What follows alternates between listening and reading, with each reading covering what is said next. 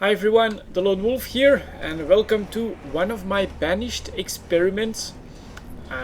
So I finally found out what was happening in my other city, where despite the fact that I have most of my people working in food production, they're still starving. And so what seems to happen is that if at some point your stocks become really low for a little bit too long, your people will start to pick up food in very small amounts just to try and feed themselves. So normally an adult can carry up to 100 food in a single trip. And let's actually give them a little bit more, a few more orders here because I need the stone. So yeah, normally an adult can pick up 100 units of any good at the same time, but when they get to this point where they feel they have to feed themselves, they will actually only pick up something like 18 of them, and they will try to restock their houses continuously, and the problem then becomes that you have people spending so much time just trying to feed themselves and getting food to their houses that they can't do their jobs anymore, and then it becomes a spiraling dance of death where the people are constantly walking back and forth between your storage barn and their house. They can't do their job anymore, the situation just keeps worsening, and that is basically what's happening in the city you saw in the previous video.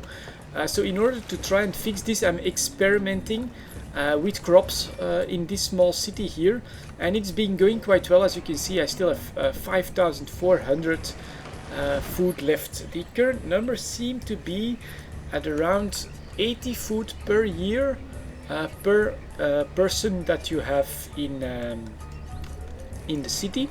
And so what I did is first I started with the fishery right here, which is very well placed right around the bend here. It's making me around 1,000 fish per year. That's not bad, feeds at least 11-12 people. Because of the two bridges, it's a little less efficient. It started off close to 1,400 fish per year. So yeah, this fishery was quite nice. After that, I moved in a hunting cabin over here that is producing around 500 venison per year. So it takes 3 people, feeds maybe 5 to 6 people, so it's not super effective, but it does work pretty much all year, and it brings in the leather as well. So I think it's worth it. I also put up a gatherer's hut, and that's pretty damn good. Probably around 1,000 to 1,200 in food per year for 4 people working there. That's not bad. Around 3 times as many people are being fed from this, and it's also 4 different types of food. People do like that. And after that, I think that's pretty much where I started off, just with these 3, and then a couple houses, 5 or 6 houses. Every single year I started by adding 1 stone house every year. These stone houses are pretty great because they only take around 15 firewood instead of, I think it's 25 or 30 or something for a wooden house. And then yeah, just kept building on some crop fields. So let's see here. Yeah, I think I had at least 3 crop fields pretty early on, before I even had the forester's lodge or anything else. And these crop fields, I've put them up on a 12 by 12 just because that's the same way I've arranged my houses. And I actually need to put a teacher in the school so that kids can actually start to learn something. And most of the time I just keep 1 farmer on this 12 by 12, which it's a little bit too much work for him, but yeah, 1 worker will get, let's have a quick look here, 660 squash in a single year. That's not bad, you know, from 1 person. That feeds 7-8 people. And then with cabbages here, 380, it's a little bit less. Over here we have cabbages 725. You see, not bad at all. I do switch them up as well, the type of crops.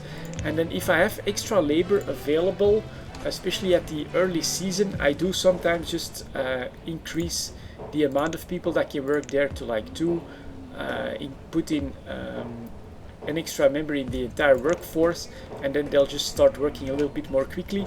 And yeah, with this setup, I've been able to stabilize my food situation by quite a bit, and that's been working quite nicely.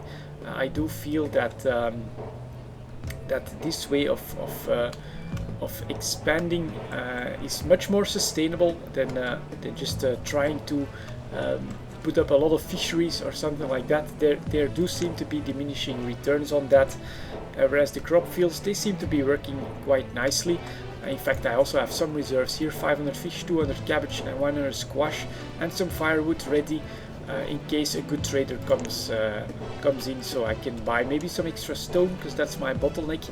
And then I also want some animals, so I can test that out. But this is the current situation here. It's been quite sustainable. As you can see, it's already early winter, and they're actually still grabbing stuff from my farm. So the fact that I'm overproducing on food is actually helping me maintain incoming food even from these crops longer throughout the entire year. And yeah, this experiment so far, it's been going quite nicely. I need to learn a lot more about Banished, especially the animals, the marketplace, how I can maybe like import stuff from here. I'm trying to import some stone, but I'm not sure how all of that works. But I have to say, focusing on food early on is super important. Get yourself those reserves, overproduce. It keeps your people healthy as well. Look at that, I'm still just half a heart off of the health for my people. Once you get this base setup here with a forester's lodge, a hunter's cabin and a gatherer's hut, along with the fishery, you're doing quite nicely. Expand your food supply with some crop fields. You can look for some more efficient ones than what I have here. Build one house a year so your population doesn't boom and crash. And then I just started adding other stuff like a blacksmith. Latest thing I added is a school. I also have a tailor going here. Of course, this one hunter doesn't always provide enough, but okay, a few coats is nice.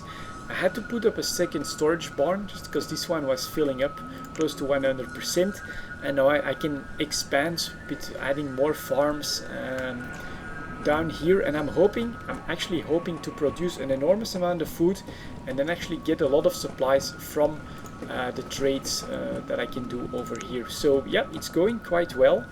In fact, I do need to add my house for this winter as well, so let's add another stone house, and I guess over here is good. Maybe turn it that way. Yep, there we go. We'll add another stone house. I have the stone for it now, and soon I'll put my my workforce out for even more stone, and then I'll start working on a marketplace and on other stuff that I feel I need to experiment with. But as you can see, my food, although it's winter, still rising, 6,300. In fact, I feel very confident that I can add some more cabbages and maybe some more squash in here as well. And after that, what I do try to do is to switch it up on these fields. I'm not sure if it actually does anything for the efficiency, but what I did read is that diseases do go from one field to the next if it's the exact same crop that you're planting there. And so switching it up, I think, is better overall. And then next year they'll just come right back and produce a lot of food for me.